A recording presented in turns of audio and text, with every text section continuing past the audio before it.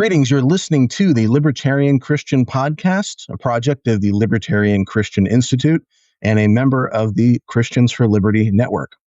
Question: does the medium by which we communicate our ideas, I kind of put two words together, transform the ideas themselves? Joel Miller is a former publishing executive and a longtime professional editor and writer. He served as vice president of editorial and acquisitions for Thomas Nelson Publishers. He's written books that would interest libertarians. Bad Trip, for example, about the drug war, and Size Matters, about the size of government. Today, he's the chief product officer of Full Focus, where he helps create books, podcasts, articles, courses, and the Full Focus Planner. Maybe we could talk about that a little bit because I was interested in the philosophy behind that. He also writes a regular Substack at Miller's Book Review. But for our purposes today, he's the author of The Idea Machine: How Books Built Our World and Shape Our Future. So, Joel, welcome to the Libertarian Christian Podcast. Thanks so much for having me. And shout out to Nick Gillespie for introducing us. That was awesome. Oh, yeah. I was glad he did. Well, and he'd been, tweeting a lot about your book when it came out. And so I could tell he was really excited about it. And so I added it to my, wish list. Like, I'll have to check that one out. It sounds really interesting.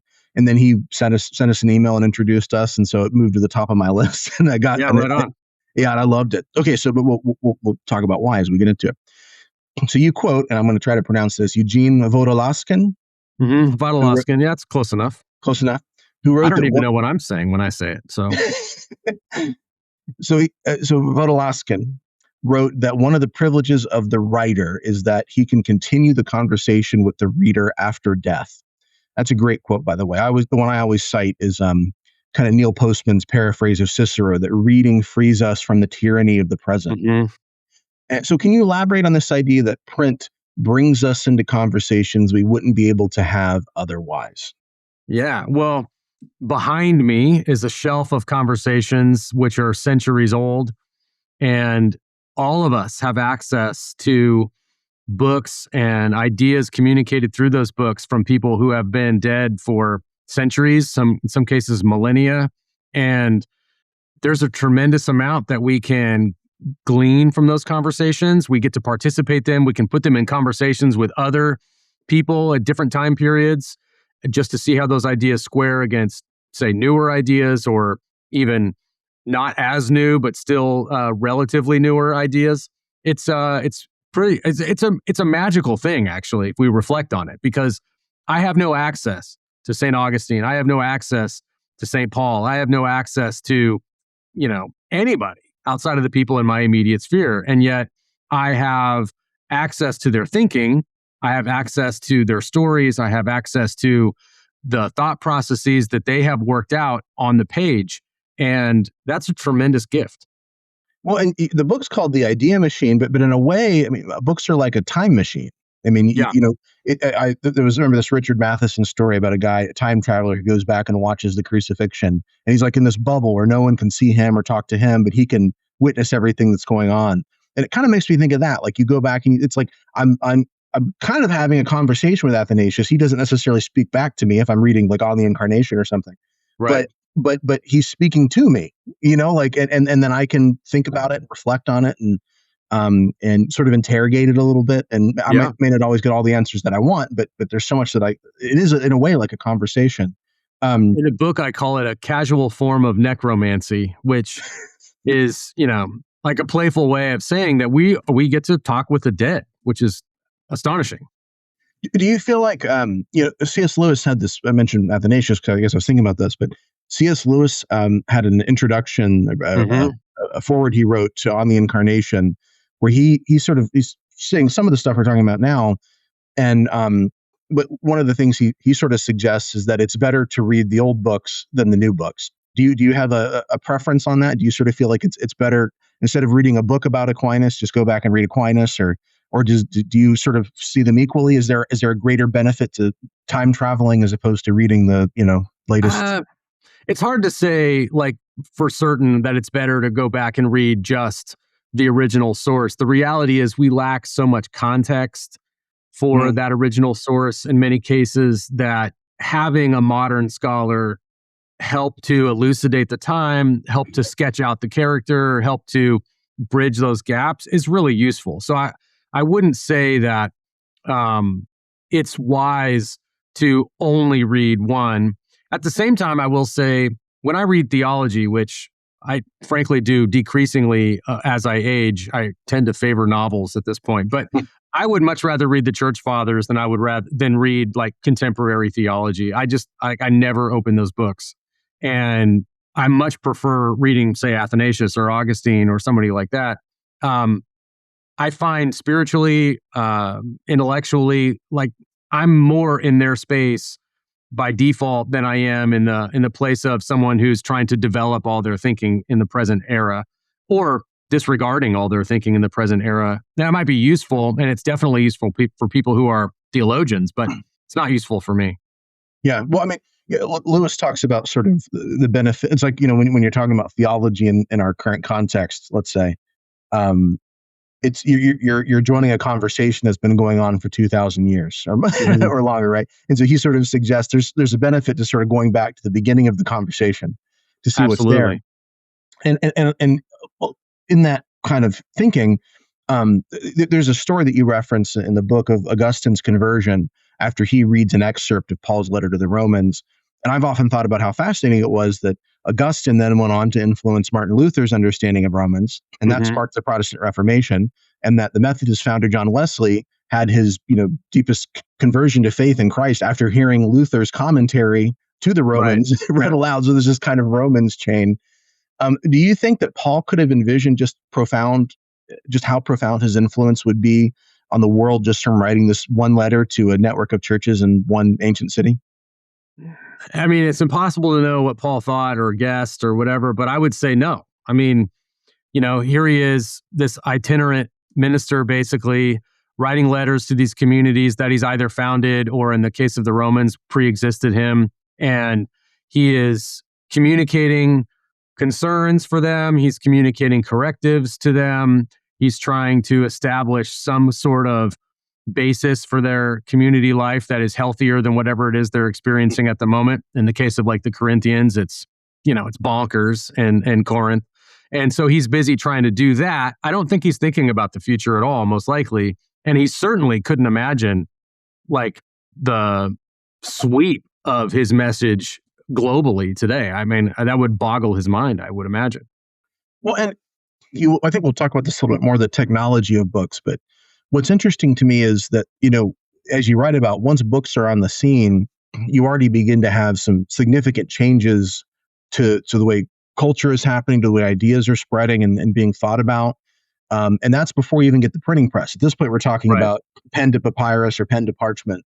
And that's the context in which Paul's writing. But then, of course, you get to the 16th century and Martin Luther and the printing press, and everything becomes supercharged. Absolutely.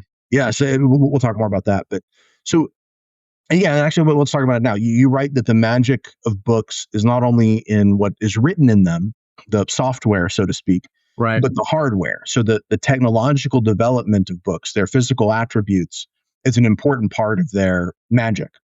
And this is something that I really wondered about as I began to research this book, because I kept coming back to the fact that there's a physicality to the book that enables us to engage it in a way that wouldn't be true if it took another shape, if it was another thing.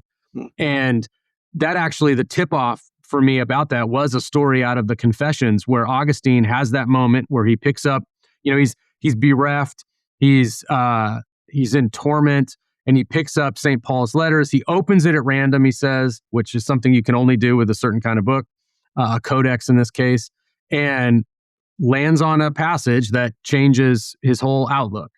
And more importantly, though, right after that, at least more importantly for me in terms of my interest at that moment, was his comment that he put his finger or some kind of marker in the place of that page to mark it so he could go back and think about it later.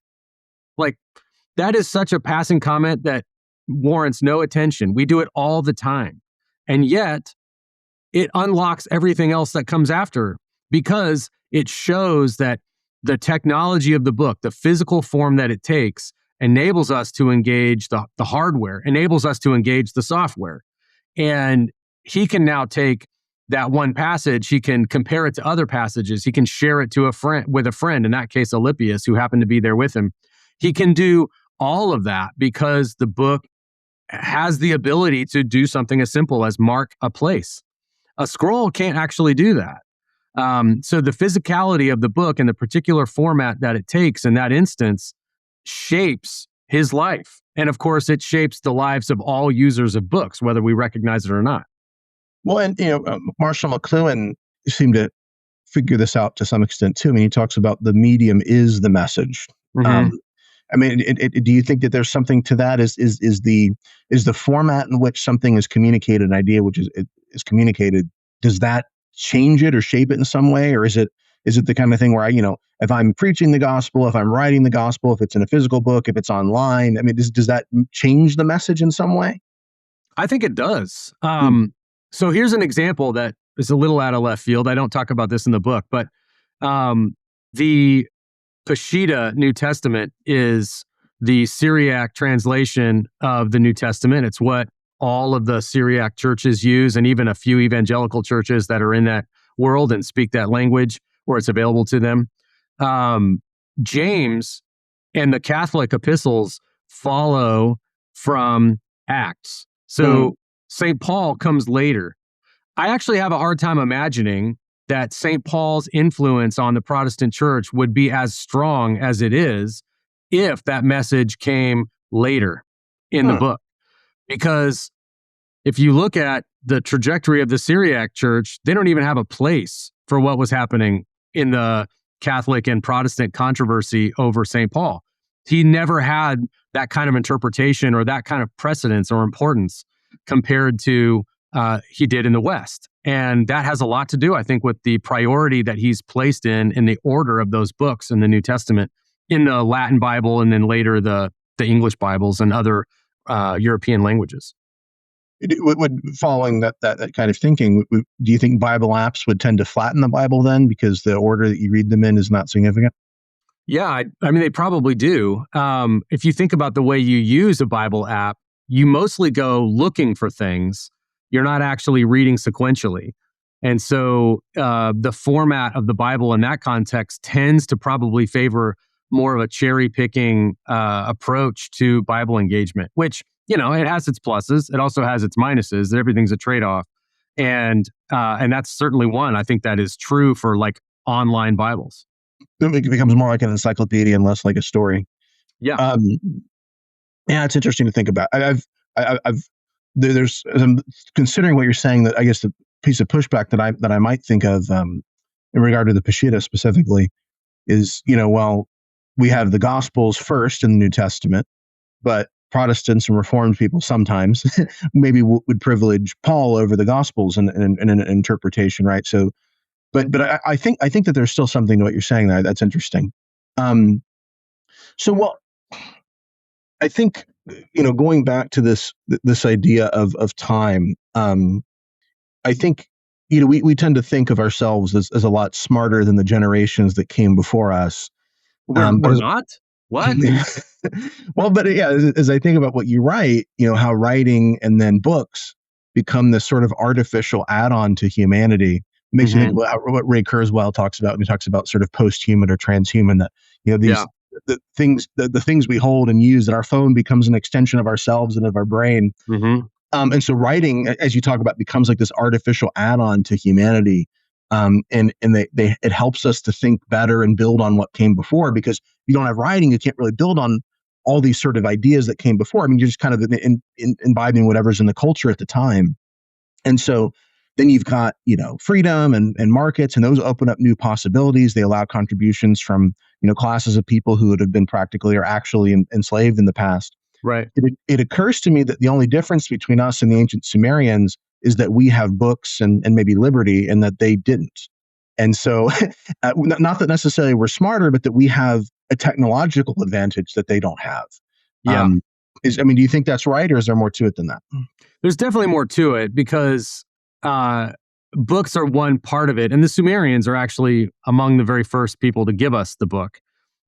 So you've got cuneiform begins, it's sort of like it's inherited from the practice of merchants and others basically keeping receipts and writing down in clay and various forms of it, like tokens for how much of this or how much of that was traded by so-and-so to so-and-so. And it was like how they kept receipts, more or less.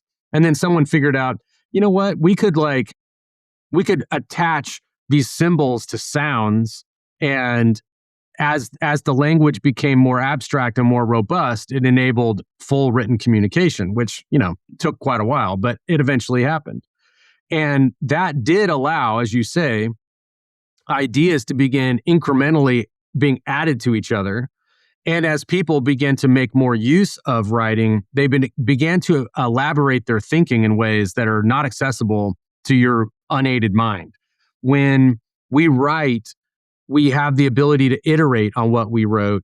We have the ability to edit what we wrote. And that's an advancement in human thinking. If you cannot go back and restate something, if you cannot go back and interrogate your own thinking in a way that is as fixed or as both fixed and flexible as writing enables, you don't have anywhere near the robustness of thought. So it's impossible to imagine, for instance, Augustine, to go back to his example, rehearsing his life in the form of the Confessions in an oral culture. Like, that wouldn't happen in that way. It's also, we have evidence of that in various ways, but like, for instance, the Homeric epics rely on a lot of mnemonics that the bards use to remember passages and to sort of assemble that poem on the fly when they would recite it. In Virgil's Aeneid, where he is mimicking the Homeric epics, where he's he doesn't need those mnemonics because he's writing in a writing culture. And so we know from testimony about how he wrote that, he would basically dictate all morning to his scribe.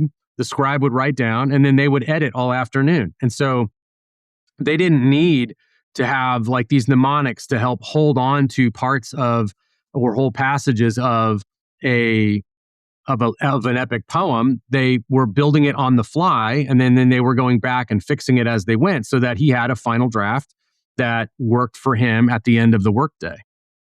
Well, and this is kind of a left field question, but as you're talking, I was thinking about this. The ways in which many people today are sort of protesting the idea of a sort of a technological society and all the artificial things that we have that we've sort of added to humanity.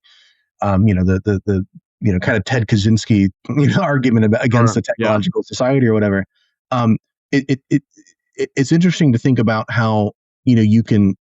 It becomes kind of an absurd argument if you carry it forward to its most logical place, because you would actually say, okay, well, we shouldn't have books. We shouldn't have writing, because what writing is doing is we're not thinking the way we normally do. We're no longer just kind of living and thinking and communicating. We are putting our thoughts down, and we're going back and we're editing it and we're fixing it, and we're keep making it static. And there's something really interesting about the ways in which these kind of arguments against technology can break down.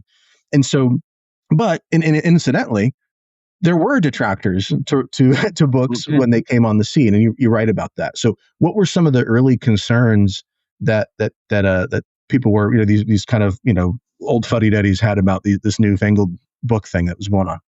Well, Socrates, for one, is reputed to be not a fan of the book. Kind of most famously in Plato's Phaedrus, he has this lengthy conversation with the title character Phaedrus about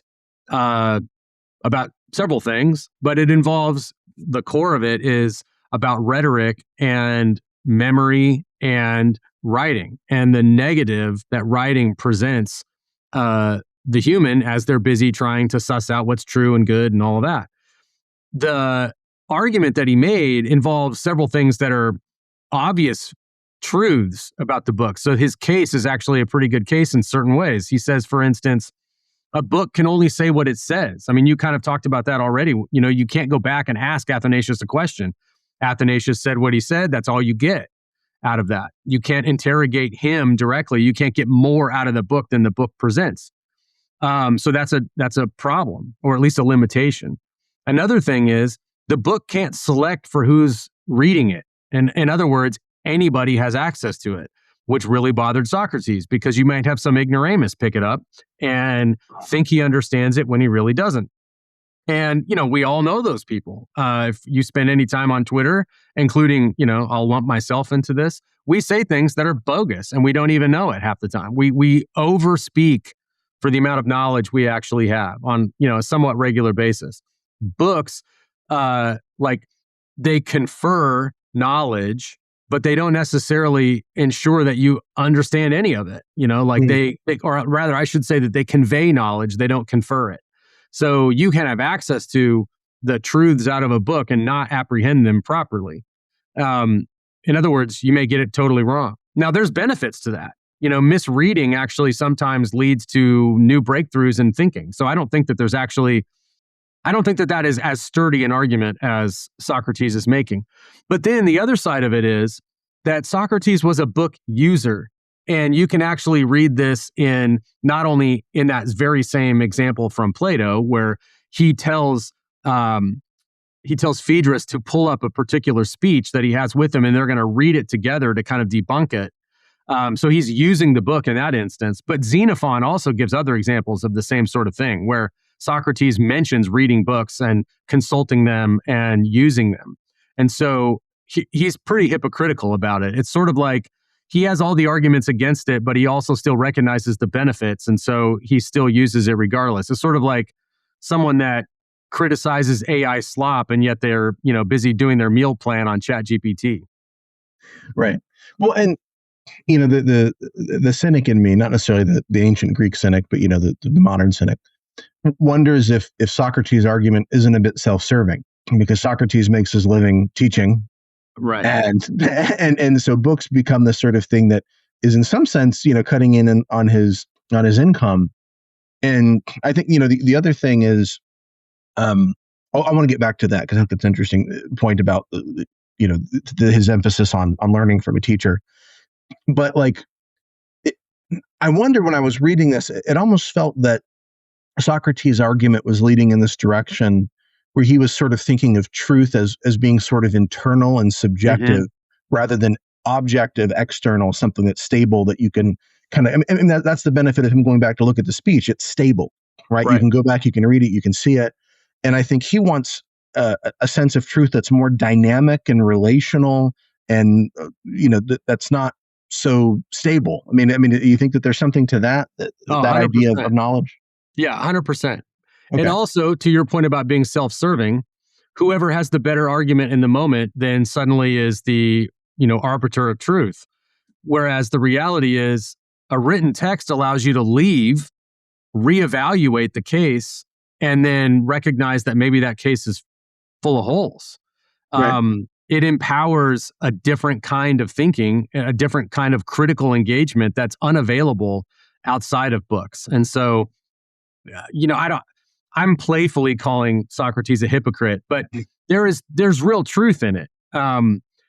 He wants the benefits, and yet he is willing to basically say no one else should have them. Yeah. Well, I mean, you talk about being able to kind of go back. I mean, what I think about when you're having an argument with a person, they'll say 5 or 6 things, and you have, you might be able to seize on one, and then you kind of move it. But whereas, if somebody has a sustained argument, and this is Neil Postman's argument essentially in the 80s, that education is as we think about it, is book oriented, because in books you can build and sustain an argument over time. Exactly. And he sort of said, well, if you're watching Sesame Street and you're learning what sounds a letter makes, that's not really education. Education is a sustained argument over time, and or is built on that. And so, if Socrates is being sort of a sophist, once again, in the contemporary usage, not the ancient usage, then you can sort of work, and he's doing it in front of everybody, just speaking. He might be able to tie you up in knots, or, move on from one thing to the next, or distract you. But if his stuff is written, you can sit down and look at it and say, okay, this was a dumb argument, and here's why. This is a bad argument, and here's why. Here's where you beg the question, whatever. And so, yeah, I think there's something to that. Well, and so thinking about this idea of book learning versus the learning from a teacher, like Socrates. Mm-hmm. So, I mean, I've joked before that college is essentially just paying thousands of dollars for a book list. But clearly, Socrates would have not agreed with that sentiment at all. Do you think that the structure and discussion that comes with higher learning, that kind of Socratic approach, Yeah. makes its cost worthwhile compared to someone maybe who's an autodidact that's learning just on books? Well, Brian Kaplan talks about what he calls the autodidact's curse, which basically is, it's kind of a reference back to the point about, do you only read the original sources or do you read secondary sources? Secondary sources give you context that you don't necessarily get in those original sources. And the autodidact does not necessarily have enough context to understand what they're reading because they don't have an outside voice saying, oh, you really need to consider this also. You really need to know about this other thing. And I think that there's a lot of truth to that. And so the question of, is higher learning worth the price tag, I think depends on the price tag. I mean, some places are far more expensive than others. And then what it is you're buying, because I think you are buying more than a book list. Theoretically, you're buying the expertise of these professors that happen to be there in prestige universities. These are prestige people. You're buying access to that prestige. In other contexts, like say a smaller state university or something like that, you're not buying access to prestige in that instance. You're buying access to something far more utilitarian. And then you really just have to weigh it based on whether or not you think that's valuable enough. Right. I do think that we're looking at some pretty wild inflation of the value these days. And people are, voicing that by not going and by choosing other options. And I think this is complicated because it's so new and we're nowhere near sussing out what the potentials are. But there are going to be ways of leveraging LLMs and other, like AI solutions that will democratize that further. And I don't know what that's going to look like. I don't even have a sense of it, but I do know that's coming regardless of whether or not people like it. The one trick with all of these technological developments, this includes writing, this includes the book, this includes the printing press, this includes everything else. Things have their own trajectory, and the interested parties who are busy working on things, they have their own interests. They're doing their own thing. And there may be, and there will be in some instances, significant societal impacts, but like the average person who is not connected to that work does not necessarily have anything close to a say as to how that develops. Like, we live in a world with our own ambitions and our own goals, and we don't often appreciate the fact that other people also have their own ambitions and their goals, and sometimes those ambitions and goals will affect the rest of us, negatively, positively, who knows? And that's just the human experience. Like, there's no way around that. If people are free to any degree, they're going to do things you don't like. Hey everyone, it's Doug from LCI. As you may know, the team at Podsworth Media has worked with us for a long time, producing our content for most of the Christians for Liberty network. A big part of that over the past couple of years has been using the Podsworth app to make our audio sound clean, level, and professional, even when the raw recordings were super sketchy, like this one you're listening to right now. Believe it or not, this recording was that bad before I ran it through the Podsworth app, and you can hear the full before and after demo yourself at podsworth.com. The app recently got a huge update, and it's now better than ever. So good, in fact, that it can take almost any atrocious voice recording and make it sound great. Here's how it works. It removes background noise, cuts down on plosives, fixes clipping when your gain is too high, removes clicks and pops, reduces reverb, improves tone, and levels out the dialogue so that you don't get any crazy volume jumps. Everybody hates that in a podcast. Using it is super simple. You just go to podsworth.com and click Get Started, drag and drop the audio files, open them right up from your phone's browser, customize your settings however you want, but honestly, the default works great for most settings, and here's a really cool thing. If you enter code LCI50, you'll get 50% off your first order. No account needed, just your email and payment. You'll get a download link in your inbox with cleaned up files.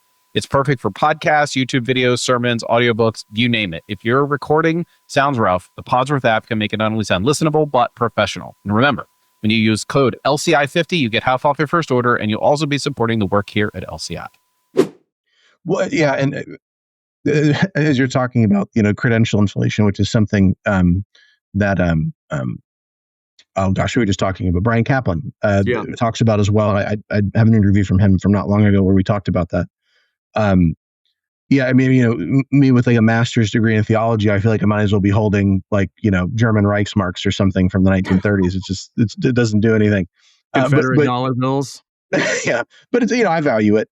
But, there is something, I just kind of maybe backing out of academia a little bit and thinking about, learning in community or thinking in community. You have an interesting story talking about Irenaeus, where he says that the Gnostic heresy that was developing in the 2nd century came from the fact that scripture was written in a what's called scripta continua, that books were written in a format where you didn't have spaces or punctuation. And he was saying, well, the reason that they're misreading scripture is because they're not in a church community where it's being read aloud by somebody. And so they're blending things together that shouldn't be. They're missing the emphasis and the point. And I thought that was a really interesting argument. But what he's really getting at is that you need community in some sense to really understand, but particularly, the ideas and the documents and the scriptures or whatever of that community.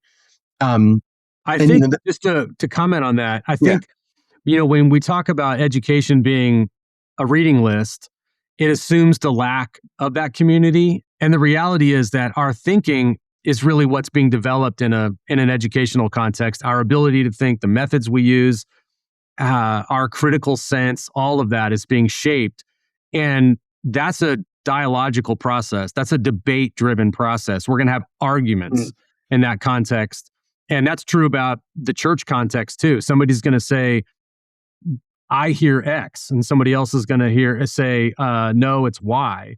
And they're going to have to figure out how to suss that out. And I think that community angle that you're talking about is critical. You see it, of course, in Socrates.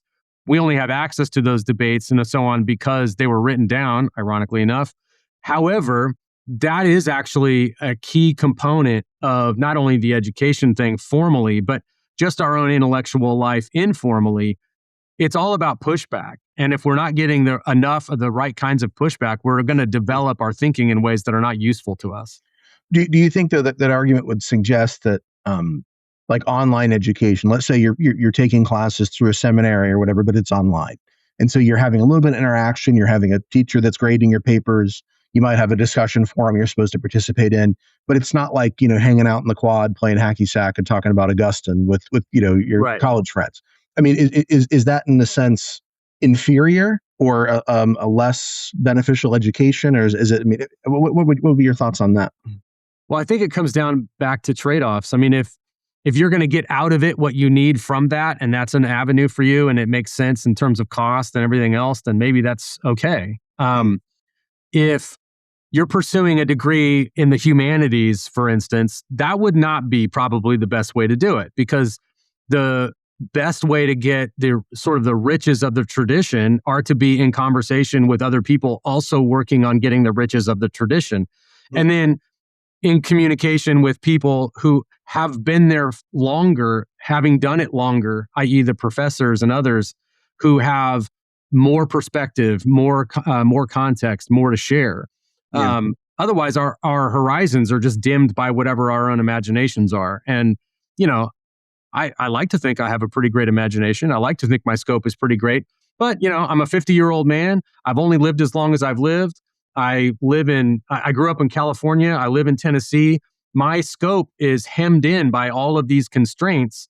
And the only way to transcend those constraints is to be in conversation with other people. That includes books. Absolutely. But it also includes living, breathing humans that were raised in, New York and now live in Connecticut or wherever. Interesting. Well, yeah. And I guess I was going to maybe ask about that because I think you kind of got around to it, which is books are, in a sense, a conversation with the people from the past, and so it's useful in that regard. But maybe it also needs to be happening in a more incarnated sort of community. Yeah. I don't want to spend too much time on education because there's so much stuff in the book that's really useful that I want to move around to. But I've wondered, like, maybe, from like a theological perspective, say, or you're or I don't know, maybe you're in women's studies or something. Like, I wondered if there's maybe in some cases more value to being able to say, like, I've read all these books, rather than, because I think there's all this conversation about whether or not higher education has become a sort of kind of navel gazing indoctrination that's very focused on the present and has kind of lost sight of history in a lot of ways. Anyway, maybe I'll let that set and move on. But I think you're right that you do need both. So here's something I want to talk a little bit about, this idea of writing as an artificial extension of memory. And it's so fast because, when you think about technology and, we've always had technology. It just didn't always look like, computers and smartphones. And it's interesting to think about books in the same way that we talk about smartphones today. But writing, you say, is a kind of artificial extension of memory. It's even an extension of thinking. And there's a great quote here. You say, writing catches ideas in flight. Inscription fixes them long enough to inspect. Then we're free to scrap them, settle on them, or even sanctify them. And then we return to them at a later point, or when we return to them at a later point, we find they are still fixed conveniently where we left them, end quote. And then you write, when you write rather than compose orally, you say that the tool becomes part of the thinking. If you said the same thing about AI, as in fact you do, someone might say, well, that's cheating. Right. Right. And so, some libertarians are very technology forward, but there's also certainly a primitivist contingent in our ranks. Do you think they're right to be concerned about the ways in which technology can transform human nature, or does the fact that their arguments were also used to argue against handwritten scrolls undermine the validity of their concerns? There's a lot to unpack there, and maybe some landmines. Okay. I love and appreciate all the people I know who hate AI. I also think that they miss a lot. Now, maybe the boosters miss a lot too. And so we arrive at something better when there is the naysayers and the advocates living in the same world, sometimes fighting with each other, because there are things that are lost if you're using LLMs in particular ways. For instance, if the point of writing an essay is sort of like a self and subject exploration in which you're trying to establish what you believe or what you think you can effectively argue about a certain thing, and yet you basically short circuit that process by simply asking an LLM to flesh out an outline you have, or worse, just write the whole thing, then you're not getting that development. And so in that sense, that is cheating. If you use the LLM constructively, however, in which you are essentially going back and forth with a conversation partner, in quotes, but a conversation partner who's critiquing your work, who's challenging your assumptions, who's telling you where there are gaps in your argument and so on, that is a use of an LLM that might actually enhance that sort of critical faculty that you're developing. And so it's like in all these cases, we tend to find the examples that we dislike, or rather, we tend to find the examples that fit with what we dislike, and then we just camp out there. And I think the truth is usually somewhere at a third place, in another position where there's a more constructive use of both the tool and the sort of hesitations and the concerns about the tool, so that we use it circumspectly. I think that's where we got with books. It just took us a long time, and we don't think about it because we're not participating in all those arguments. But it wasn't just Socrates about writing in general or books in general. Like in the 18th century and the 19th century, there were a ton of arguments about how valuable, in fact, how destructive novels were. It was like a widely shared opinion that fiction was bad for you. And we're past that. We have figured out how to metabolize that as a culture. We no longer walk around just assuming that novels as a form are somehow going to bring us down. In fact, the very same people that might have 150 years ago said how bad novels were are the ones who are pleading with people to read today. Read anything, Yeah. And so I think some of this stuff is, this is dismissive, but some of this stuff is pearl clutching, and some of this stuff is just like, it's easier to go one way. We know the world works this one way, and so we're going to try to stick with that one way. The reality is the world doesn't care what you think is the best way to operate. There are 8 billion of us on this planet all doing our own thing. And the cumulative effect of those decisions are going to be what we end up living with, because that's called the world. And in that is where we kind of have to find what works for us and what doesn't. And what we also know is that whenever technology comes and disrupts something, it takes a while to work through the disruptions and come up with new norms and values that help us navigate that. And we've done it every time before, like we'll do it again. I don't know what that's going to look like, but I don't think that the most advantageous position is just to simply fold your hands and say, like, I don't like it, therefore I'm not going to participate. Yeah, well, and I'll maybe say one thing about that before I want to get back into the deep content of the book. I think the one, even though using like an LLM, large language learning, large language model, Yeah. is that compared to writing, they're both artificial sort of extensions of memory and of thinking. But I think the difference might be that with an LLM, there's always the possibility that you're circumventing the process of discovery. Absolutely. And I don't think that happens necessarily in writing. But it is interesting to, I think back to my high school days, taking tests. And certainly my teachers felt that if I was if I had an open book to help me, then I was cheating in some way, that there had to be something that I was consciously had in my memory, even though, obviously we forget those things almost immediately, which is another point that Brian Kaplan makes. So going back to kind of the history of writing here, history of books, if there's two groups of people that conservative evangelicals really don't like, that would be Catholics and Muslims. What role did monks and Muslims play in preserving, or sometimes not preserving, literary works during the Middle Ages? Well, in the European context, the Catholics were all you had.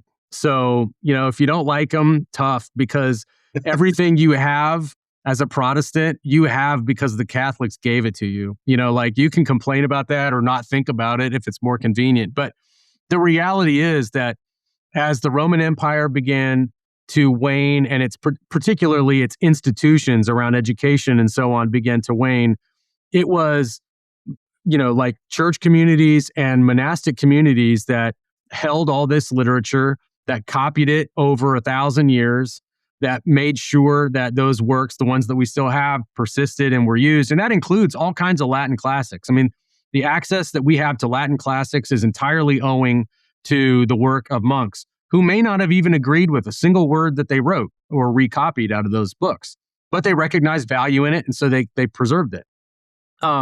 If you don't like that, that's kind of inconvenient. But the reality is that monks became the intellectual infrastructure of Europe for 1,000 years, and they helped preserve all of that until, the printing press enabled the building of vast libraries that would eventually allow a secular context to kind of take over. But that's the world that we inherited. And as far as on the Muslim side, all the Greek knowledge that was available in the ancient world, as that world waned, was accessible only through essentially the sort of Byzantine church and the various places that the Byzantine Empire was founded and sort of established. They kept those Greek books. They kept on recopying them over the years and maintained all that learning. The Syriac Christians inherited some of that. They could more easily translate some of those works into Arabic, which the Muslims were very interested in. So there was a partnership between the Syriac Church and the Muslims in sort of bringing these Greek works from ancient Greek into Arabic.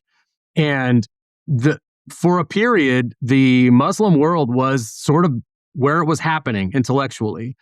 And the amount of knowledge that was amassed in Islamic libraries was massive. The amount not only of copying ancient texts, but then developing those ideas in terms of astronomy, medicine, and other forms of science was cutting edge for its day. And Europe had at that point been almost entirely cut off from that knowledge. Not only could they not speak Greek or Arabic, they didn't have access to any of those books.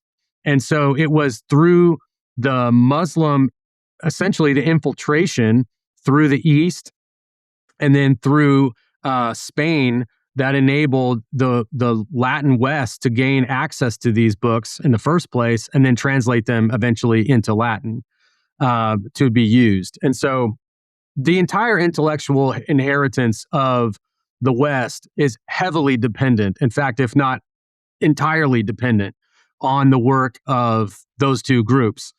Again, if you're a Protestant and you don't like that, I'm sorry for history. Right. Yeah. Well, and if you're a high school student, you may be more upset that Muslims created algebra than Al Qaeda. But so that's 1,000% true. And by the way, trigonometry and a whole bunch of other ones. So yeah, absolutely. Like we can be very grumpy about that. I certainly was when I was 16.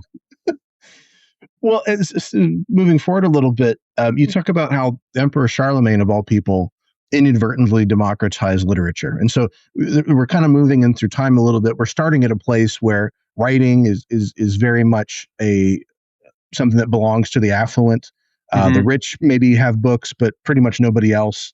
But we get to a certain point now where these conversations about literature and books are not just being had by the super wealthy, but we're starting to move into a period where other people are being able to access this material as well. And Charlemagne seems to kind of start the ball rolling on that.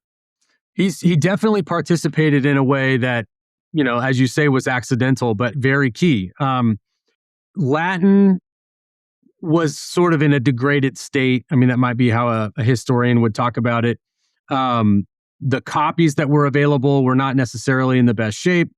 They were written in scripta continua, in this kind of like, there's like, in Latin, you don't need to have spaces between words in order to make sense of it. All you have to be able to do is sort of memorize the syllabic constructions, the various combinations, and you can kind of tease out the meaning of a sentence just by looking at a string of letters, a river of letters, or a monolith of characters, as a couple of scholars have called it. Yet, it wasn't ideal. And you can imagine it took an awful lot of training to be able to do that well. In Ireland, these monks began by looking at Syriac books that they had imported or sent to them. They were able to see that in Syriac, which doesn't have vowels, you were able to separate words.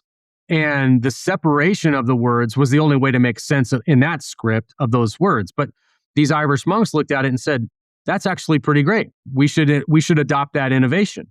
And so they did. And they also began to regularize punctuation. Punctuation in the ancient world was not a given.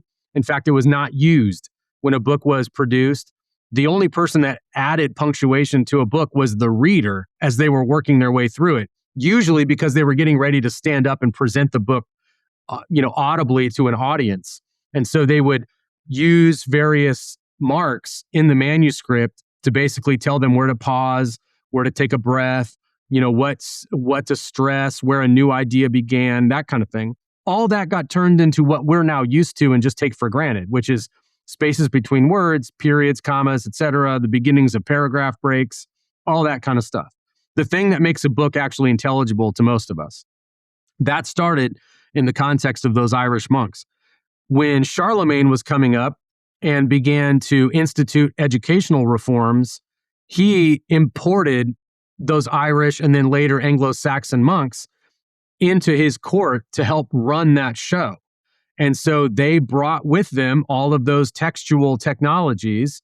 And when they began copying manuscripts, and the majority of the Latin manuscripts we have from that period all come out of Charlemagne's work. So like our access to most ancient manuscripts actually go back to exemplars out of Charlemagne's era, because there was a massive effort towards copying everything at that time, salvaging as much as possible. And that effort essentially made not only more books available, but it also made them more available in a format that more people could read and could internalize and use. Now, literacy was still very scarce. It wasn't like, the guy behind the plow could just pick up a book and start reading.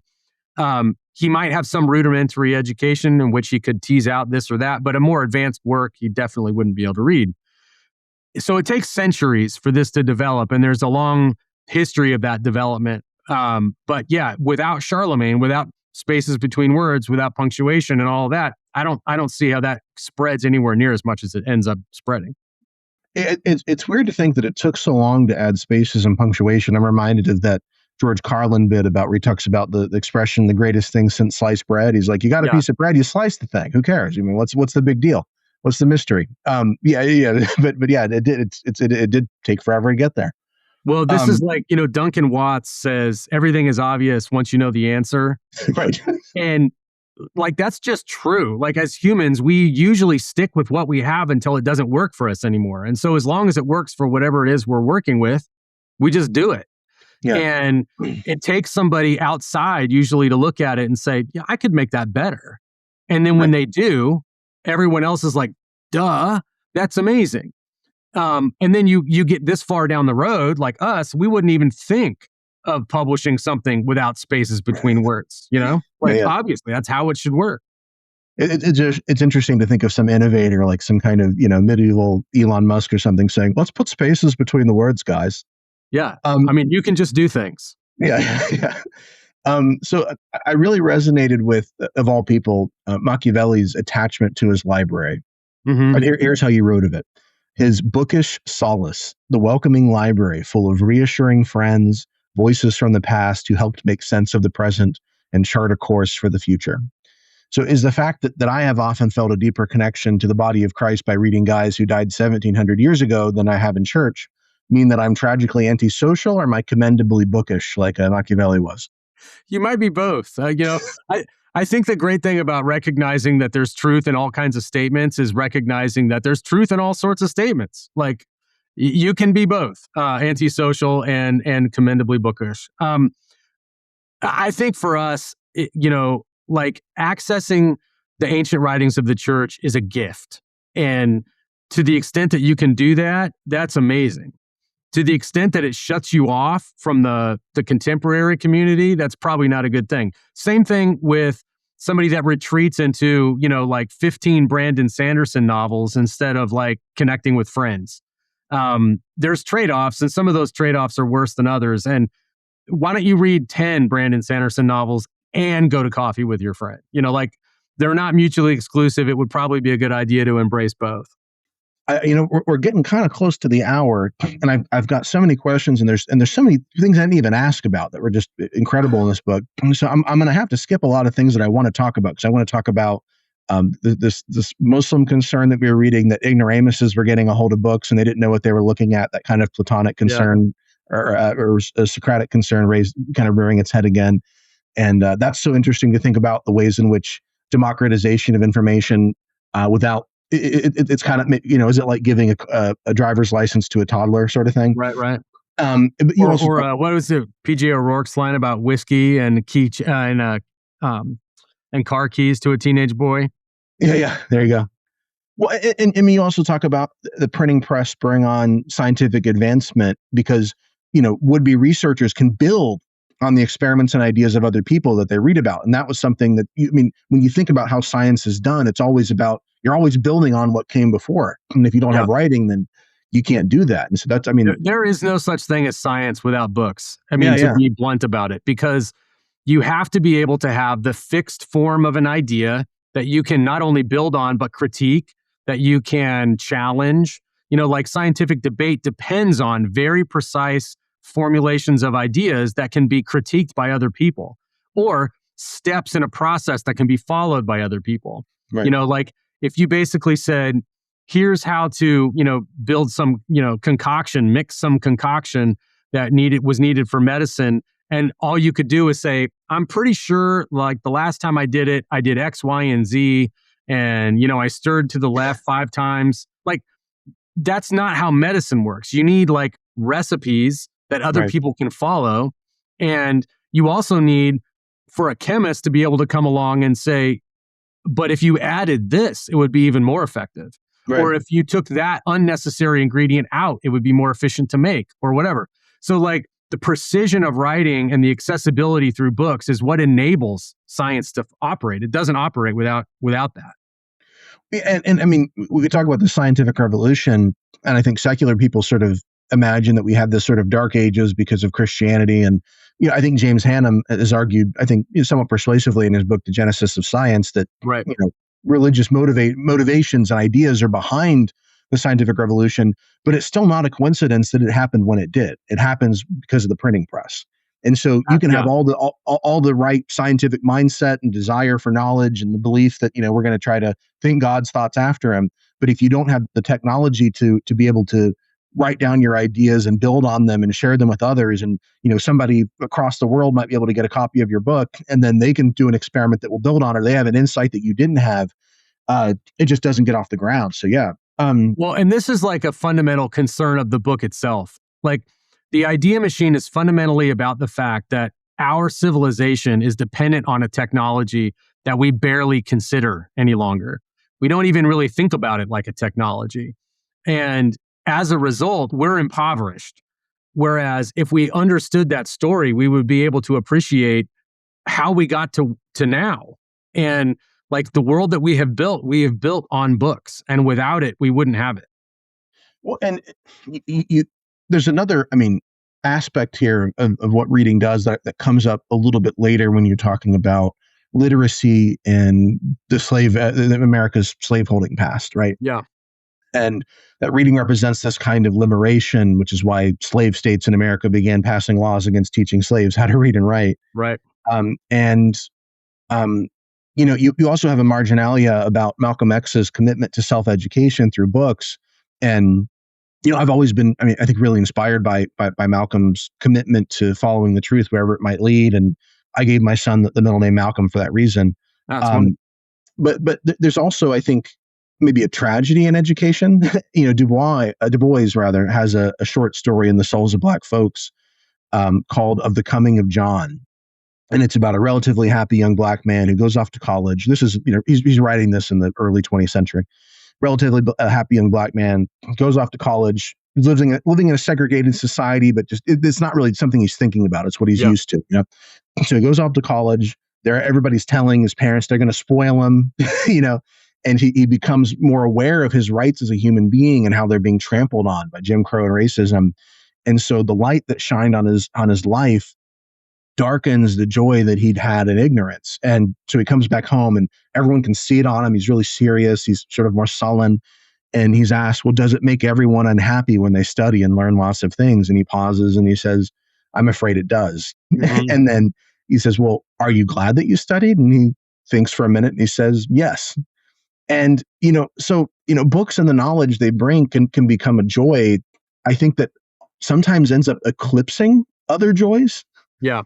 Is that singular joy worth it? Is it worth it to, I think, be able to see the world for what it is and to be sort of freed from the shackles of the present, even if it can kind of make you unhappy to by the limitations of your time and place? Yes. It's totally worth it. This has been known for a long time. What's the passage in Ecclesiastes about with the increase of knowledge, there's an increase of sorrow? It's like in the first chapter of Ecclesiastes. Right. And yet that's what maturity looks like. The world is a complicated, sometimes dangerous place. And the way we maturely move through it, as opposed to the way a child moves through it, is with knowledge and experience of that world. Literature is part of that experience. Like, we don't live big enough, long enough lives to have encountered everything that we need to know. We never could. And we rely on literature to bring that to us. And then that enables us to have a mature, more robust understanding of the world. And the trade-off, of course, is there's misery in the world also. And so we take that in, but it also enables us to manage the misery in a different sort of way, in a more mature way. And I think that's always worth the trade-off. I would much rather know the world is sad and bad, even in some ways, than to not know. It would be an immaturity to not want to know. No. Well, maybe I'll ask you a personal question as we kind of probably need to wrap up. C.S. Lewis, who I mentioned earlier, said he was the product of endless books. And you argue that this is true of all of us, whether we know it or not. Mm-hmm. We don't have time for the endless list, but what books would you say have had the greatest influence upon you? Oh, man. You mentioned this question in your notes, and so I've had a lot of time to think about it, and I still don't have a great answer for it. The reality is that I've been shaped by thousands of books at this point in my life, and I would say there are some that I go back to on a regular basis that continue to delight me or resonate with me in a deeply formative sort of way that I sort of see myself in various ways in them. Speaking of C.S. Lewis, for me, Till We Have Faces is a novel that I'll never finish reading that novel. Montaigne's essays are that way for me. There's a Russian writer named Sergei Fudel who wrote a book called, well, he didn't write this book. He lived during the Soviet Union, and his writings were sort of circulated in samizdat, kind of circles, and were eventually collected in a book called Light in the Darkness. I find that book to be just beautiful and helpful in so many ways. There are those kinds of books that essentially become part of ourselves, and those three would be examples of that for me. Those are great answers. Well, like I said, probably should wrap up, even though we could talk about this a lot longer. The book is really incredible. I recommend everybody get it, especially if you're somebody like me who just loves these sort of stories and thinking about the ways in which history is shaped by these things. You don't, sort of do the thing what some people do where they try to explain everything in world history by one thing. But books are a very significant influence on world history, especially in the last couple thousand years and where we are today. Yeah. And the book is called The Idea Machine: How Books Built Our World and Shape Our Future. And we'll have links to that book, to your Substack, and to the other libertarian friendly books that you'd written, Bad Trip and Size Matters. And strongly encourage everybody to get a hold of them. Right on. Thank you so much, Cody. Joel. Yeah, thanks so much for having me.